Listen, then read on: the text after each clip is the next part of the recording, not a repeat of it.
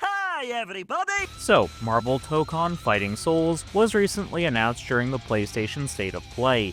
It was easily the surprise of that show, as seemingly no one knew this was in development. However, it's in the same vein as Marvel vs. Capcom, which has caused a lot of gamers to question if the series is dead. Again, to that I say, some people are really fucking stupid. if I had $1 for every time someone said a series was dead, I'd be as rich as Maxwell Jacob Friedman. But let's explore this topic from both sides and see if we can come to an actual definitive answer. Let's start off with exploring what Marvel Tōkon actually is. It's a super stylish and over-the-top fighting game developed by Arc System Works, and it operates as a 4 vs 4 tag fighter, so it's definitely of a similar genre to Marvel vs. Capcom, which is a 3v3 tag fighter, so there are definitely some surface level similarities. However, the premise is quite different, given Arc System Works' take on the game is just Marvel characters. Marvel vs. Capcom, on the other hand, takes a handful of Marvel's most popular heroes and villains and pits them against the most popular characters found in Capcom games, making it akin to a kid taking their action figures from different franchises and mashing them together to create something totally madcap. So you could make the case for both properties existing, despite them having some similarities. Since I covered what makes both of these franchises tick, it's time to explore why Marvel vs. Capcom might be dead. This mostly comes down to the fact we haven't had a new game in the series since 2017, when Marvel vs. Capcom Infinite released. The game was met with mostly mixed results, thanks to a lot of fan favorites being missing on the Marvel side, and the character models looking so fugly, it was like they fell out of the ugly tree, hitting every branch on the way down, climbed said tree, then fell out again. Despite that, people who actually played the game were generally more favorable towards the gameplay, which is certainly decent, though I'd argue previous games in the franchise had far better execution. This is seemingly the consensus among diehards of the series as well. That's all well and good, but why does this potentially mean Marvel vs. Capcom is dead? You have to consider this. On average, games take 3 to 5 years to develop. There are outliers on both ends of the spectrum, obviously. But the relationship between Marvel and Capcom was rocky at best after Infinite failed to impress. It's only within the last handful of years they've repaired things, as exemplified by the Marvel vs. Capcom Fighting Collection arcade classics.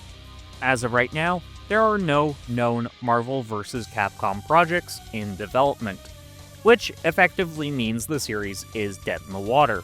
Or does it? Just like anything in life, there are always when hell freezes over moments. Look no further than CM Punk and the WWE. In 2014, the disgruntled superstar and the biggest company in sports entertainment had a messy divorce, just as Phil Brooks was getting married to fellow wrestler AJ Mendez, better known as her in-ring name AJ Lee. One could argue the divorce between Marvel and Capcom was just as messy as the one between Punk and WWE. However, the hell-freezing over moment between CM Punk and the WWE came during 2023's Survivor Series, when Punk re-entered the company after a very long absence. For Marvel and Capcom, the hell-freezing over moment came just last year, when the collection I mentioned in the last section released. This release went a long way to mending a fractious relationship. Don't believe me? A simple Google search would tell you just after release that Capcom had started discussions regarding the possibility of a new game. So, what's my opinion on the matter? I don't think Marvel vs. Capcom is dead in the water. I do, however, think we're quite a ways away from seeing a brand new entry. But the collection I mentioned in the previous two sections goes a long way, because consider this, there are so many licensing agreements that had to be signed off on just to get that collection greenlit. Meaning it was at minimum a far more expensive endeavor than a usual remastered collection would be. The previous Fighting Collection was comprised of only Capcom properties. The one that comes after this, which houses the Capcom vs. SNK games, would also be a more expensive endeavor than the first collection.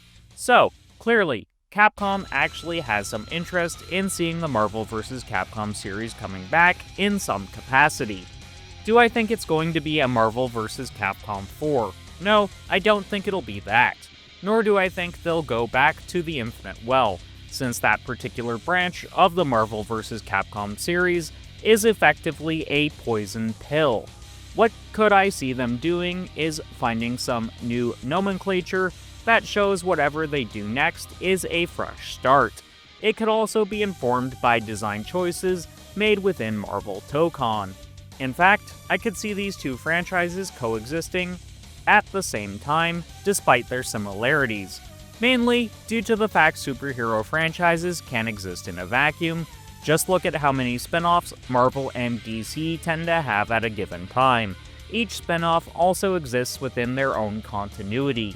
Can this cannibalize sales of other comics at times? Of course. However, video games are an entirely different medium. This means the chances of us having a new Marvel vs. Capcom or a Marvel Tōkon sequel releasing around the same time is virtually nil. I would say the absolute earliest we'd see a new Marvel vs. game is sometime in 2029 or even 2030, since Marvel Tōkon will get at least 3 years of support. Since it releases in 2026, that means its end of life is probably somewhere around 2029, at which point we might see a reveal for whatever the next Marvel vs. game ends up being. Give it 3 or 4 years of support and the next Marvel Tōkon game is likely around the corner, meaning the two series can not only act as competition for one another, but they can release when the other one is near the end of its life cycle, and the process can be repeated as long as one or both of them is profitable. Sure, they may both be tag fighters, but tag fighters are in a unique position, given they tend to attract both hardcore FGC members and a more casual audience.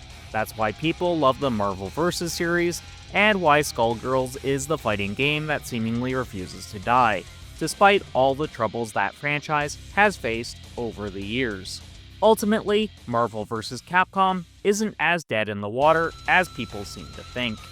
In fact, I'd argue Marvel Tōkon has reinvigorated an interest in the series, as did the remastered collection.